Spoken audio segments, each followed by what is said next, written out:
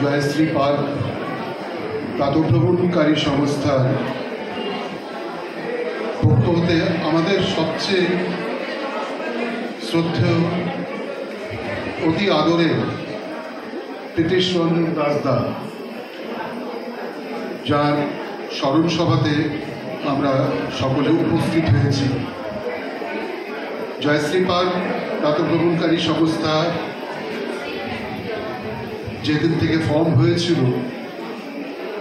উনি সেই প্রথম থেকেই আমাদের জয়শ্রী পাল প্রাতঃভ্রমণকারী সংস্থার অন্যতম শ্রদ্ধার পাত্র ছিলেন আমাদের প্রীতিশ রঞ্জন দাসদা। দাসদার স্মরণ সভাতে সব থেকে যেটা মূল্যবান আর ভালো লাগছে, যে আজকে যে সঙ্গীতের মূর্ছনা, গানের মূর্ছনা, এবং প্রীতিশ রঞ্জন দাসদা উনি নিজে একজন সুগায়ক ছিলেন।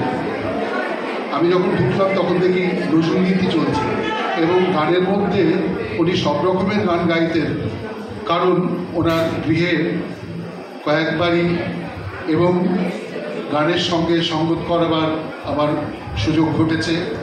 ওর মেয়ে শ্যামাশ্রীও খুব ভালো গান গায়, বাবার কাছেই শিখেছে, বেহালাও বাজায়।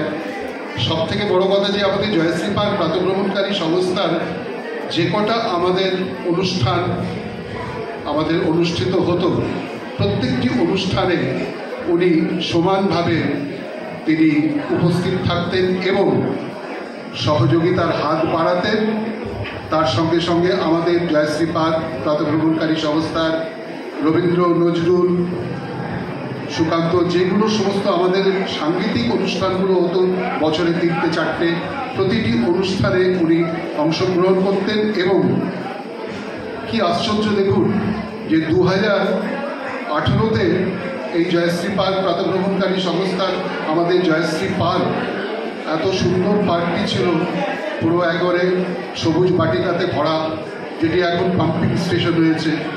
সেই সবুজ বাটিকাতে আমাদের আরেকজন সদস্য, তিনি এত সুন্দরভাবে স্টেজটি তৈরি করেছিলেন, এবং প্রীতিশ রঞ্জন দাসদার সেই দুখানা গান গাওয়া, এবং উনি ছাড়া আমাদের আরও অন্যান্য সদস্যরা গাইতেন। এবং উনি সব থেকে বড় কথা যে উনি নিজে গান শেষ হয়ে যাওয়ার পরেও পরের যারা শিল্পীরা, আমাদের সভ্য সদস্যা শিল্পীরা যারা গান গাইতেন, পরিবেশন করতেন, নিজের গান হয়ে যাওয়ার পরে অন্যের গান শুনতেন মন দিয়ে।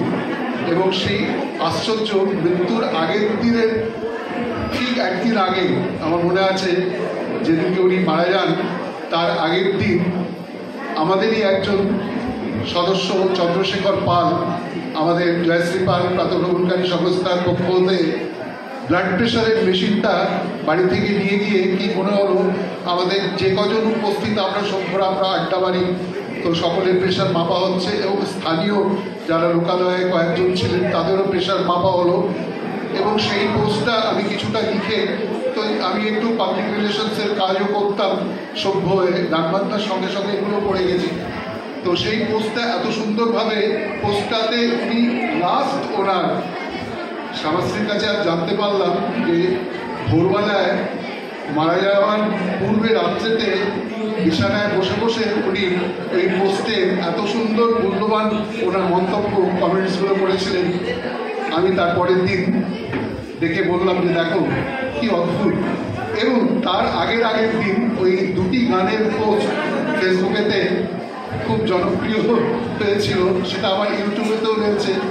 এত সুন্দর ওই গানগুলো, আর তার সঙ্গে আমি বাজিয়েছিলাম। এবং ওনার বাড়িতে কয়েকবারই ওনার সঙ্গে সিটিং হয়ে হতো। উনি আমাকে ফোন করে বলতেন যে গৌতম বাবু, আপনি চলে আসুন, আমার দিদিও ভালো গান গায়, সবাই এসছে, তো হয়তো কোনো সময় যেতে পারতাম, নিজের যখন আমি ফ্রি থাকতাম যেতাম। কিন্তু এতই ওনার সঙ্গে আমরা প্রত্যেকে ওতপ্রোতভাবে, এত আন্তরিক সহকারে আমাদের সকলের সাথে উনি হৃদয়বান ছিলেন, এবং প্রত্যেকের খোঁজ নিতেন, এবং প্রত্যেককে হোয়াটসঅ্যাপ এবং মেসেঞ্জারেতে একেবারে মানে নিজের সেই শুভেচ্ছা বার্তা পাঠাতেন, এবং সবসময় খোঁজ নিতেন। হয়তো শেষের দিকটায় উনি আমাদের সঙ্গে উপস্থিত হতে পারতেন না, কিন্তু আমরা প্রতিনিয়তই আমরা ওনার খোঁজ নিতাম।